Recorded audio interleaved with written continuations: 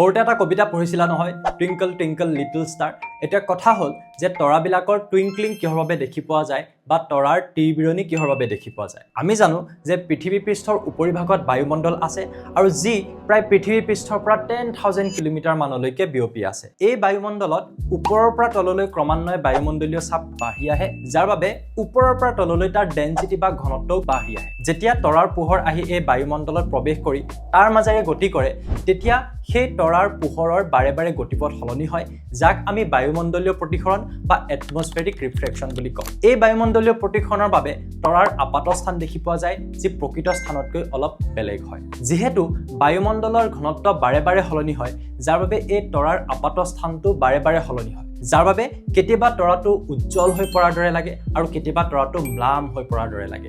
ফলস্বৰূপে আমি তৰাৰ তিৰবিৰণি দেখা পাওঁ। এনেকুৱা ধৰণৰ সৰু সৰু আৰু কনচেপচুৱেল ভিডিঅ' চাই থাকিবৰ বাবে তোমালোকে এতিয়াই জ্ঞানম ফিজিক্স চেনেলটো ছাবস্ক্ৰাইব কৰি ৰাখা।